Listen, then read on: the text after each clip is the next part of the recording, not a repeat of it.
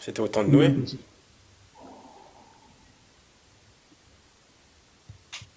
Tout simplement. Oui. C'était au temps de Noé qu'il a sa prière, il est parti. Bon. Guy Charles, bonjour. Bonsoir, bienvenue dans le live. Vous avez quitté. Ah, c'est bon, vous êtes là. Bonsoir, bienvenue. On vous écoute. Ouais, bonsoir. Bonsoir. Ouais. Oui, vous êtes monté pour quelque chose en particulier? On va parler de... Non, c'est M. Baba qui disait... Hmm. Oui. qui parlait de... que Jésus ne devait pas mourir. Oui, il a raison. Sur quoi il se base sur quoi il se base pour étayer cela? Il se base sur quoi? Baba, tu veux répondre ou... Non, je vais te laisser aussi renchérir, plus que, voilà. Maintenant, s'il tient forcément à ce que je vienne. Guy Charles, c'est comme vous voulez. Vous voulez que je réponde ou que Baba lui-même réponde? Comment? À votre guise, hein. Baba, Vas-y, chef, vas-y. Faut renchérir. ah ouais, ça m'envoie au charbon. Purée. Oui, bah en fait, nous, on va pas renier le fait que Jésus, par exemple, il a annoncé sa mort dans Matthieu 16. Mais pourtant, il faudrait expliquer comment se fait-il du coup qu'il a... Monsieur, il faut revenir dans le live, s'il vous plaît, si possible. Pardon? Non, parce que en fait, vous avez quitté le live. Ah non, mais j'écoute, hein, même si je regarde, Ah, ok, regarde d'accord. des messages qui me sont envoyés, j'écoute. Hein. Il n'y a pas de souci. Donc, je Y a pas disais... de, je perds pas Ok. le sens du live. Ok. Donc, j'allais dire, du coup, il faudrait expliquer comment ça se fait que ce même Jésus, il a prié justement pour ne pas mourir, justement. Si lui-même a annoncé sa mort, si lui-même, il a qualifié Pierre comme étant satanique, de se mettre contre la mort de Jésus, alors que Jésus lui-même a prié contre cette même mort. Comment expliquer cette chose-là, du coup? Jésus, il a prié pour pas mourir. Ah, ok. Donc il faut me poser la question, comment est-ce que Jésus a prié pour pas... Oui, pourquoi Jésus l'a prié pour pas mourir, alors que de base, selon vous, c'est sa mission? Alors tu peux me dire où il a prié. Est-ce que Oui. encore, je reviens encore sur ma première question. Ok. C'est sur quoi vous appuyez pour étayer ça? C'est ça en fait. C'est ce que je viens de vous Non, mais répondre. là, c'est un commentaire que tu fais là. Est-ce que bibliquement, Non. est-ce que bibliquement, tu peux déjà présenter les versets? Bah justement, c'est pour ça que je vous ai... Attends, vous êtes au courant que Jésus, il a prié pour pas mourir, quand même? Si tu veux. Non, non. Non, vous êtes d'accord ou pas? Alors, Comme ça, au moins, ça se trouve, on est d'accord sur la même chose, alors qu'on débat pour rien. Moi, je veux te demander, est-ce qu'on est d'accord sur ce point-là? Fais comme si moi Non, j'ai non, non, non, jamais... non, non, non, Fais non, comme si non, j'ai non, non, non, jamais non. lu la Bible, Non. présentez-moi le Comme ça, là, verset. Non, je peux pas faire comme si truc. On n'est pas en train de faire un jeu de rôle ici. On est du sérieux, on est en train de parler d'un texte qui est sur Moi, nouveau. je connais pas le... Vous savez que c'est pas bien de mentir, hein? Ça, Jésus l'a qualifié comme étant les menteurs, les fils du diable, hein? Vous avez pour père le diable, attention. Donc dites la vérité, vous connaissez le texte ou pas? En quoi je suis en train... Oui, mais où je suis en train de... Ah, voilà, donc vous connaissez le texte. En quoi je suis en train de mentir? Non, Je dis, on va faire comme ça. Faites comme si Ah j'ai non, non, jamais on n'est lu pas... la Bible. Non, ici, monsieur, Je ici... veux que vous me présentiez le texte. Présentez-moi Ok, les écrits. il n'y a pas de souci, mais ici, on Voilà. n'est pas C'est en train de simple. faire des... Oui, mais ici, on n'est pas en train de faire des jeux de rôle, d'accord? Attends, Mathieu, attends. Monsieur Guy, ici, on n'est pas ici au cinéma. Monsieur Gouy, En fait, on n'est Monsieur pas- quoi? Monsieur quoi? Bah, Monsieur Guy Charles. Attention, c'est Guy, c'est Guy, c'est Guy, c'est Guy. Ah ouais, Guy. excuse-moi. C'est gay, c'est gay. Non, en fait, Non, c'est bon, non, Monsieur- non. Guy, franchement, c'est culotté. Monsieur Guy, Guichard. quand tu me disais Buran, moi je te dis rien. Attendez. Monsieur Guichard, oui. En fait, ici, là, on n'est pas ici au cinéma. On ne fait pas un film, d'accord? On ne fait pas comme si. C'est pas un film ici. On est dans la réalité. On parle de Dieu. exactement. Est-ce que vous savez dans la Bible, oui ou non, que Jésus-Christ a prié pour ne pas mourir? C'est pour ça Non, que... voilà. et rebelote. Ok, bon, ok. Ah bon sang, mais Ok, présentez-moi. ok, pas de souci, y a pas de souci, y a pas de souci, ok, pas de souci. Gagnons en temps. Ok, y a pas de souci. On voit que vous voulez pas répondre parce que sûrement vous connaissez pas, donc du coup. Je veux. Ouais, ok, laisse-moi parler du coup. Dans ce cas-là, si vous voulez que je parle, ne vous coupez pas la parole et taisez-vous. Merci. Ça, c'est un. Deuxième des choses. Jésus, dans Matthieu chapitre 26, verset numéro 39 à 44, Jésus l'a prié par 3 fois. Père, s'il est possible que cette coupe s'éloigne de moi, non pas ce que je veux, mais ce que tu veux. Ici, Jésus, la coupe, c'est la mort. Et Jésus l'a prié pour pas mourir. Comment vous expliquez cette chose-là? Parce que vous m'avez demandé, d'accord, vous m'avez demandé, comment justement tu prouves, comment vous prouvez, sur quelle base vous vous appuyez pour dire que Jésus ne veut pas mourir. Bah, Jésus il a prié pour pas mourir déjà, pour commencer déjà. Ça c'est une chose sur laquelle je veux venir. Et je repose une question au-delà de votre question, au-dessus de votre question, pourquoi? Parce que c'est la méthodologie de Jésus. Dans Matthieu chapitre 21, Jésus il pose une question par une autre question. Donc j'aimerais que vous me répondiez à la mienne s'il vous plaît, et me dites pas comme si je ne connaissais pas, vous êtes censé connaître, vous êtes un chrétien, vous êtes monté pour ça, donc ici on est du sérieux, on n'est pas là pour faire les acteurs. Donc répondez sérieusement et sincèrement. Merci à vous. D'accord. Je tiens aussi à rappeler que je suis pas commenté pour ça. C'est aussi parce que j'ai déjà eu des échanges avec, par exemple, Nino. D'accord. Ça s'est toujours bien passé. Bon, un peu moins avec Buran et aussi assez et encore assez moins avec Léon. Faut pas m'en vouloir. Attends, laisse-le parler. Oui. C'est des gens relativement, voilà, ils sont quand même cool. Il n'y a pas de Donc, souci. c'est pour ça. C'est pas de souci. Soyez le bienvenu. Alors, merci. Alors, Moi, je voulais revenir sur mon argument parce que quand il est monté, il dit que ce que j'ai dit, quelles sont mes preuves, c'est sur quoi je me base pour tenir de tels propos. Donc, je comprends dans son inquiétude que le cerveau a accepté, sauf qu'il va être Saint Thomas d'Aquin. non, On va aller de façon crescendo rapidement avec lui. Guy. non, c'est une façon pour moi aussi de Oui, checker. je sais, si- mais en même temps, je te pose aussi. checker. Il dit, Guy, bonsoir. C'est J'arrive. aussi pour moi Bonsoir, de Guy. checker sur. Oui, bonsoir. Oui, on va te donner, je De vais te checker donner tes les fonds- preuves. tes Ouais, fondements. ouais, ouais. Baba, attends, pour ne pas faire deux choses à la fois. Je crois que là, il était avec Baki. Baki lui a posé une problématique. Attends qu'il finisse et puis tu reviens à la charge. Comme ça, on est fixé. Parce que là, si tu viens, ça va donner deux portes encore. Donc, il était avec Baki. Baki lui a posé une problématique. On l'écoute. Alors la question elle va être très très courte et elle est très facile. C'est Jésus porte en lui, en Jésus-Christ habite deux natures. La nature divine et la nature pleinement et la nature humaine. Donc il est pleinement humain, il est pleinement divin. D'accord. Alors, vous êtes d'accord avec moi que tout humain, face à la douleur, Jésus a appris, la parole de Dieu le dit clairement, il a appris, il a grandi à sagesse. Ça veut dire qu'il s'est assagi comme tout être humain, comme Baba, comme Léon. Il a grandi en sagesse comme moi. Donc il a aussi appris. D'accord. Et ça. Qui a appris? Attends, t'inquiète. Si, Jésus a aussi appris. D'accord, pas de souci. Bien sûr qu'il a appris. Et Léon, tu connais la parole, c'est écrit dans la C'est dans Bible. l'évangile de Luc, il n'y a pas de souci. Mais Voilà. si vous pouvez continuer, s'il vous plaît. Donc, si je dis une bêtise, je sais que j'ai conscience en vous, je sais que vous allez me rattraper. Donc, Ouais, c'est la preuve que... chaque phrase, vous inquiétez pas. Oui, c'est la preuve que humainement, il n'y a pas eu d'étape sautée. Jésus a passé toutes les étapes que nous connaissons, que nous avons connues adolescents, bébés et post-adolescence. Et voilà, post-majorité, bon bref, jusqu'à aujourd'hui. La réponse était censée être courte, hein. Attends, s'il vous plaît, je continue. Y a pas Donc, de de fait, déjà, c'est une preuve que humainement, il a à peu près connu, je dirais, tout ce qu'on a connu. Il a connu le rejet. Il a connu le rejet, il a connu l'abandon. Il a connu tu peux dire, la discrimination. Il a connu l'injustice. Il a connu le mépris aussi des autres, comme aussi chaque humain aujourd'hui peut expérimenter, et ce que je ne souhaite pas. Donc, de fait, quand il dit, je réponds, quand il dit, Père, s'il est possible, humainement, c'est difficile humainement, c'est l'homme, c'est Jésus homme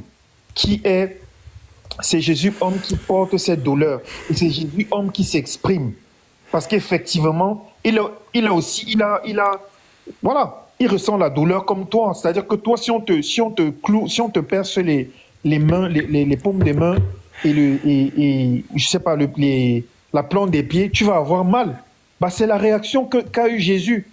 Et c'est le point, et c'est la douleur, je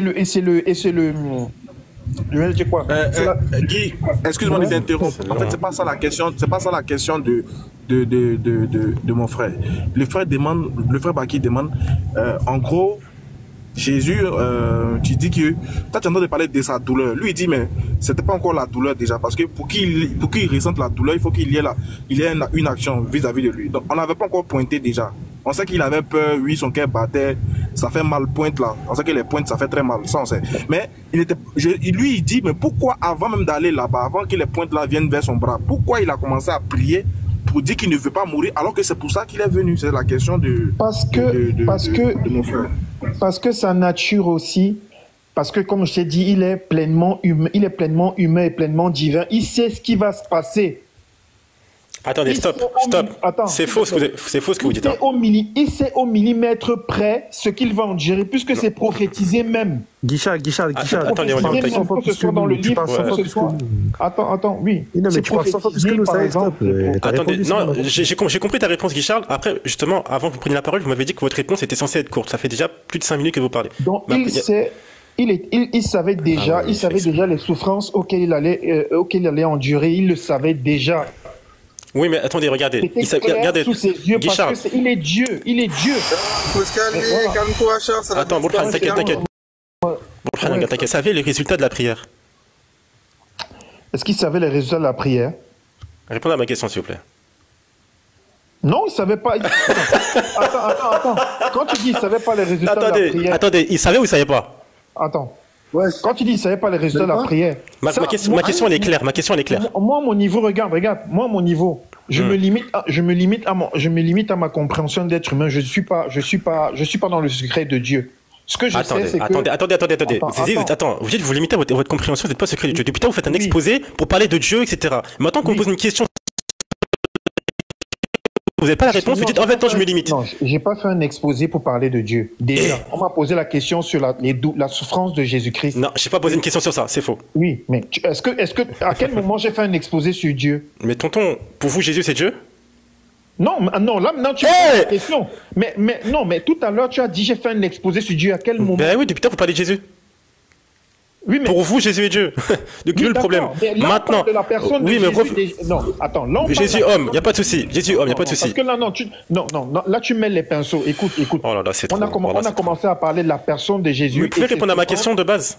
Et sa prière face à la coupe de douleur qu'il allait prendre sur lui. Et je réponds donc à cette question. Oui, il n'y a pas de souci. Mais du coup, répondez à ma question, je dis, est-ce qu'il savait le résultat de la prière? Il ne faut pas burkifer. Là, vous êtes en train de vouloir... Guichard, oui, répondez à ma question, s'il vous plaît. Ma question, elle est claire. Et vous avez très bien compris. Est-ce que Jésus connaissait le résultat de la prière? Je ne sais pas. Allahu Akbar. Je ne sais pas, parce que... Mais c'est même prétentieux pour moi de dire que... Mais à ce moment-là... Mais Guichard, attends 2 secondes. Guichard, tu te fous de nous. Dans le contexte de Matthieu 26, combien de fois Jésus il a dit qu'il allait ressusciter des morts? Pardon? Dans le contexte de Matthieu 26, combien de fois Jésus il a dit qu'il allait ressusciter? Oui, mais moi je te dis, pour moi, je ne sais pas. Mais c'est tout. Comprends que je ne sais pas. Et puis non, mais c'est malhonnête. Excuse-moi, Guy, tu m'entends? Attends, regarde. Oui, il t'entend. En fait, voilà, Baki, excuse-moi, 30 secondes. En fait, Guy, excuse-moi du mot, mais c'est un peu malhonnête de ta part de nous dire que tu ne sais pas, sachant bien que vous prêchez à l'église que le Christ a annoncé sa mort et sa résurrection. Écoute. Alors, donc tu ne peux pas nous dire que tu ne sais pas, tu ne connais pas le résultat. Non, attends. Oui. Tu ne peux pas nous dire que tu ne connais pas, que tu ne sais pas si Jésus connaissait le résultat ou pas, sachant bien que dans le contexte de Matthieu 26, selon vous, il devait mourir et ressusciter le 3e jour. D'accord. Pourquoi vous faites ça? D'accord, ok. Donc réponds à la question, réponds honnêtement à la question. Je suppose que là tu t'es planqué. Voilà, sachant que 30 secondes, 10 secondes. Je vais quand même Guichard, juste 10 secondes. Juste sachant que juste avant vous avez dit que Jésus sait ce qui va se passer par la suite, sait qu'il va souffrir, c'est ceci, c'est cela. Mais bizarrement, il ne sait pas le résultat de la prière. Et non. Si, il demande à moi. Non, c'est à moi. Mais mais à moi. Comment? Mais Jésus. C'est pas à Jésus que tu demandes là. Mais Jésus, est-ce qu'il sait les résultats? Donc Jésus, il sait ou pas? Moi, je ne sais pas. Non, j'ai pas dit toi. Oui. Jésus, il sait? Mais comment je vais savoir puisque je suis pas dans la relation entre Jésus et le Père? Mais comment vous savez du coup que justement ce même Jésus-là va souffrir, ce même Jésus-là va ceci, ce même Jésus-là va cela? Parce que les Écritures l'annoncent. Oui, mais tonton, regarde. Et je me cantonne aux... S'il te plaît, je me cantonne aux Écritures. C'est aussi simple que ça, frangin. Il n'y a pas de souci. Je ne suis pas prétentieux. Est-ce que les Écritures... Attends, mon frère. Attends, Guy. Oui. La question, elle est dure, je sais. Je sais, Baki, ta question là, mais franchement, moi, j'avais jamais pensé à ça. Excuse-moi. C'est pas de l'humilité, ça s'appelle. Non, c'est pas de l'humilité. Écoute-moi. Oui, je me mute même si tu veux.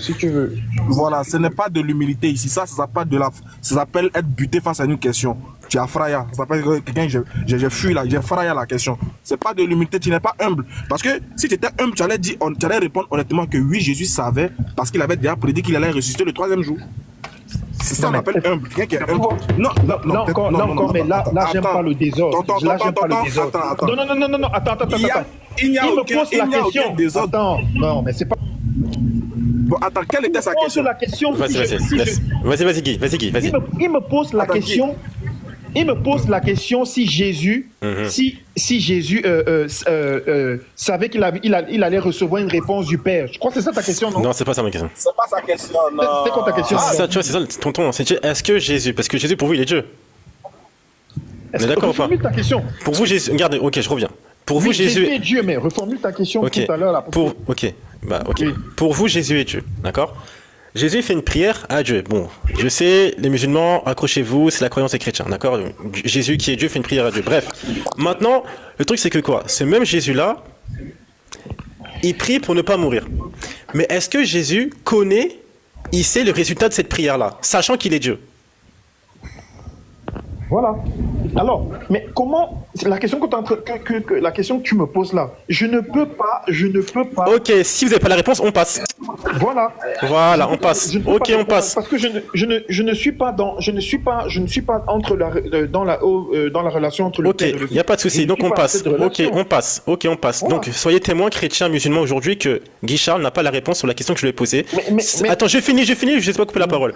Sur le fait que Jésus ne connaît pas les résultats de la prière de Dieu, sachant que lui-même est Dieu. Bref, maintenant... Il connaissait, frère. Ok.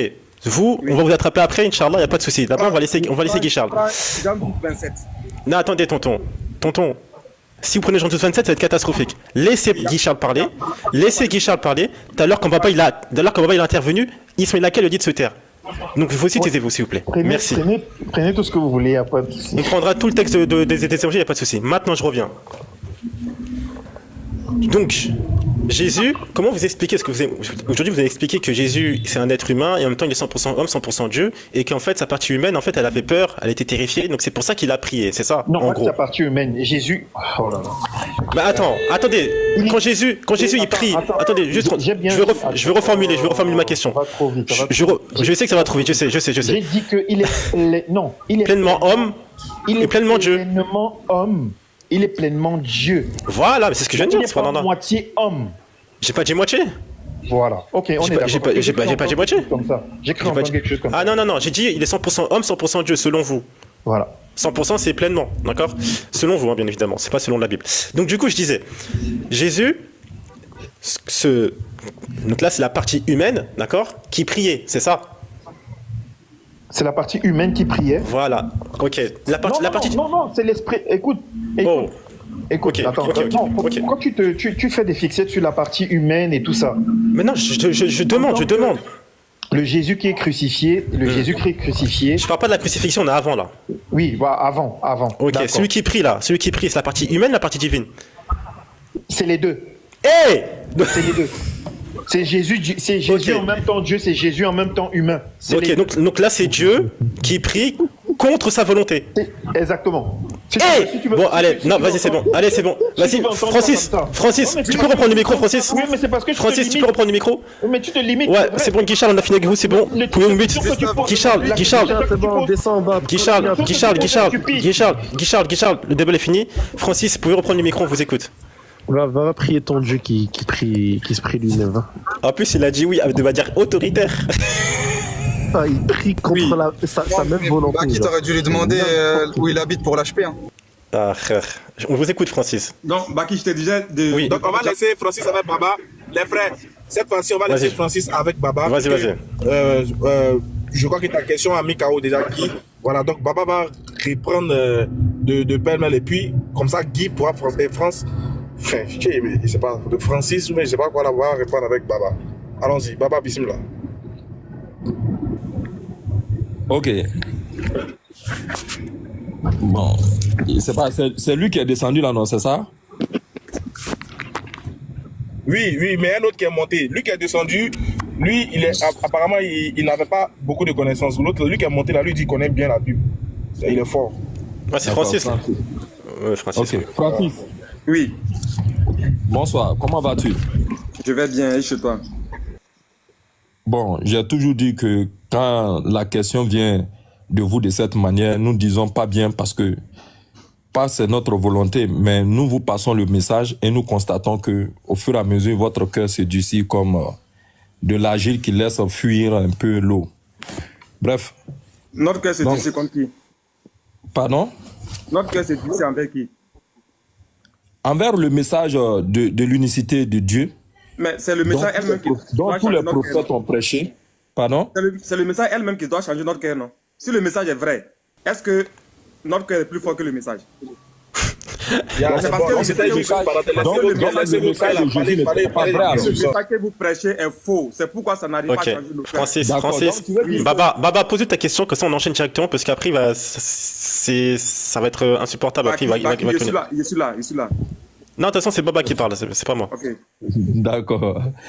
Bah, voilà ce qu'on a dit, certainement, si ça t'a intéressé. Nous disons que la fausse doctrine, la fausse croyance qui est jetée sur l'enfant de Marie, comme quoi il était venu pour passer à la croix, nous disons que cela est faux.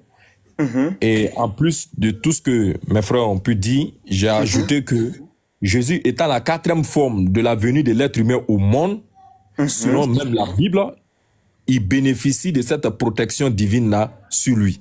Tu dis, selon la Bible, il est quoi? La 4e forme? Oui, de venue de l'être humain au monde. C'est écrit où? Bah, c'est écrit dans la Bible. Oui, tu peux donner le passage d'abord. Est-ce que, on va aller sur la première forme. Tu dis, il est la 4e forme. Oui, allons-y. Mais pourquoi on trouve la 4e? Il faut qu'on passe d'abord par la première, non? Ou bien? La première, on sait que c'est Adam, n'est-ce pas? Ah, Dieu merci. Ouais. Donc, attendez, nous on veut, attendez, nous on veut le sujet principal. Posez, et c'est pas pourquoi vous aimez trop les détails. Baba, ta question, après tu allez prouver la 4e forme, 12e forme. Nous on n'est pas là pour les formes, on est là pour la crucifixion. Baba, vas-y directement sur ta question sur la crucifixion avec lui, comme ça on gagne à temps. Parce que là, vous allez partir dans première forme, 2e forme, 3e forme, 4e forme. Après vous allez partir dans cœur, tout, on sera perdu ici. Voilà, moi je le connais. Vous allez partir dans tous les trucs, il y aura de contestation, tout et tout. Revenons au sujet principal. Vous pose ta question directement et puis on va voir. Ok. Par exemple, sur la crucifixion, sinon moi j'allais dire la pseudo-crucifixion de Jésus. Jésus est sur la croix. Et il y a une prophétie qui dit que c'est celui qui est digne des crimes de mort, son cadavre ne passera pas la nuit sur la croix. Et nous savons que Jésus a été déclaré innocent.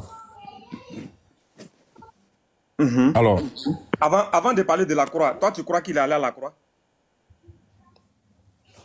Nous sommes dans ta Bible. Non, je te demande d'abord. Si tu ne crois pas, je dois poser ma question. Tu vois, je dois poser ma question. Une prochaine fois, écoute, je dois poser ma question. Oui, ok. Vas-y. Je disais que, selon la prophétie, oui, il est dit que celui qui est digne des crimes de mort, c'est lui qui ne passe pas le cadavre, son cadavre, pardon, ne doit pas passer la nuit sur le bois. Bref. Alors, explique-moi alors, est-ce que ce qui a été reproché à Jésus était un crime? Voilà. De cette manière-là, c'est bien comme ça. Ok. Moi, je voulais d'abord, comme tu ne veux pas répondre à ma question, parce que si tu ne crois pas d'abord qu'il a été à la croix et que tu poses ce genre de questions, en tout cas pour moi, c'est de non-sens. Mais je vais te suivre. Quand, chez nous, nous disons Jésus est venu prendre nos péchés. Et on sait que sur la terre, il y a des criminels. il y a tous les mots que tu connais, Jésus a mis ça sur lui. Et il est devenu pécheur. C'est pourquoi il a été à la croix. Afin que celui, même si tu es un criminel, quand tu regardes Jésus, tu te vois en lui. Si tu es un chauffeur, quand tu regardes Jésus, tu te vois en lui. Peu importe le mal, peu importe tout ce que tu fais, quand tu regardes Jésus à la croix, toi-même tu te sens concerné. Donc Jésus c'est devenu un criminel. Oui. Donc ton Dieu est devenu un criminel. Écoute-moi. Non, attends, regarde, 10 secondes. Moi, j'arrête de parler là tout de suite. J'arrête de parler là tout de suite, moi. Donc, ton Dieu est devenu un criminel. J'ai dit, il a pris. Il a pris nos péchés. Donc, il est devenu un criminel. Écoute-moi très bien. Si toi, tu étais un criminel, oui, toutes les fautes que tu as commises là, Jésus endosse ça. Donc, Jésus est devenu un criminel. Oui. Attends. Astaghfirullah ya Rabbi. Admettons, j'ai commis de l'inceste ici avec ma mère. Donc Jésus c'est devenu un incestueux. Si tu veux, mais si tu as commis l'adultère, écoute-moi très bien. Tout ce que tu vas faire comme mal aux yeux de Dieu là, c'est Jésus qui endosse ça. Et il devient... Mais attends, c'est ce que nous croyons. Toi tu es libre de ne pas croire. D'accord, sinon moi ma question... Parce que tout ce que tu cites là, il y a des gens qui sont faibles qui ne peuvent pas peut-être et comme ça se compter sur ce point. Donc quand ils regardent Jésus à la croix, on sent maintenant, on voit maintenant la substitution. C'est Jésus maintenant qui prend toutes les faiblesses et il leur donne sa force. Bon, moi je n'ai pas encore eu de réponse à ma question. Hein. C'est pourquoi il dit, vous qui êtes chargés, venez à moi. Si moi je suis un criminel et que avec mon fardeau là, je viens, je donne ça à Jésus et je prends maintenant sa paix. C'est pour ça qu'il est venu. Ok, je vais lire le passage. Deutéronome chapitre 21, à partir du verset 22. Si l'on fait mourir un homme qui a commis un crime digne de mort, je reprends, si l'on fait mourir un homme qui a commis un crime digne de mort, et que tu l'as pendu à un bois, son cadavre ne passera point la nuit sur le bois. Je dis, quel est le crime digne de mort que Jésus a commis pour que son cadavre ne passe pas la nuit sur le bois, plus que le cadavre de Jésus n'a pas passé la nuit sur le bois? Quel est le crime digne de mort que Jésus a commis? Attends, juste. Ismail Hanifi s'excuse d'être parti tout à l'heure parce qu'il a été grave occupé. Donc il s'excuse auprès de tout le monde, auprès des frères d'être parti. Et voilà. Inch'Allah, il va vous relancer pour refaire un live. Donc on va prendre 1 Pierre 2, 24. Non, Inch'Allah, il n'y a pas de souci, il n'y a pas de problème. Inch'Allah. Qu'Allah facilite ça, moi, tranquille.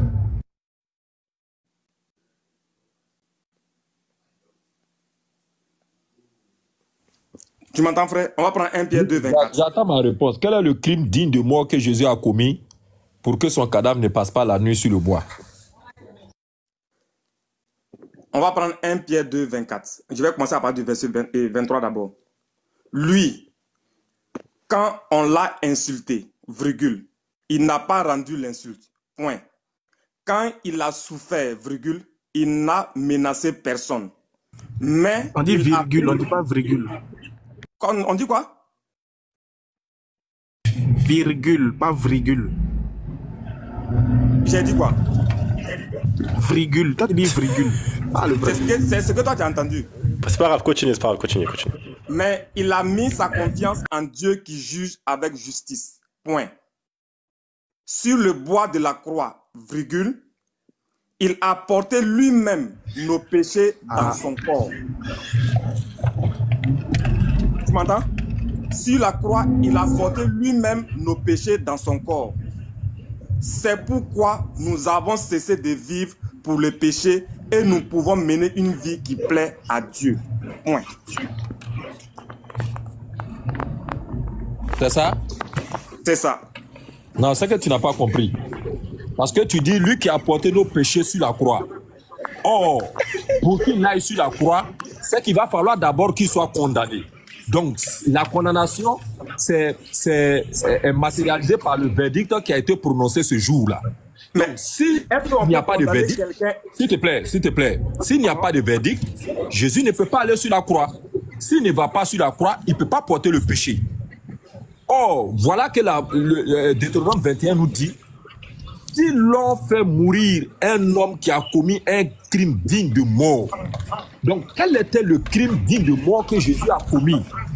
Est-ce qu'on s'entend? Parce que quand toi tu parles de la croix qu'il a porté vos péchés, Jésus est déjà sur la croix. Or, avant qu'il n'aille sur la croix, il va falloir d'abord qu'il soit reconnu coupable de ce qui lui est reproché.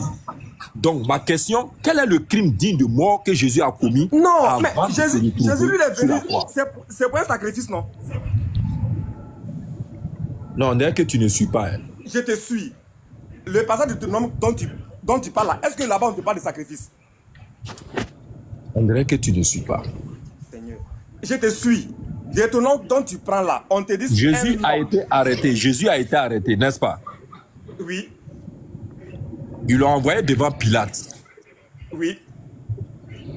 Et la femme de Pilate, qui avait fait un rêve prémonitoire, a essayé de dissuader son mari pour qu'il puisse laisser cet innocent s'en aller.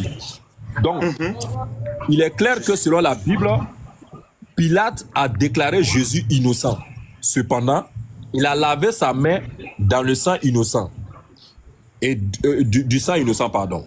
Donc, c'est la foule qui condamne Jésus. Et non Pilate. Maintenant, je dis, c'est quel a été son crime qui est digne de mort là? Quel a été son crime? J'ai dit, lui, il est venu pour un sacrifice. Il est venu prendre nos péchés.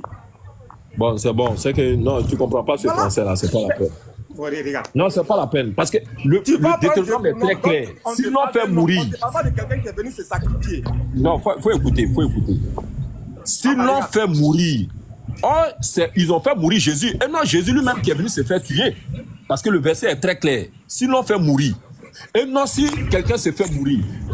Voilà. Baba, dans Jean 12, 27, Jésus dit, maintenant mon âme est troublée. Point. Et que dirais-je? Point d'interrogation. 3 points de suspension.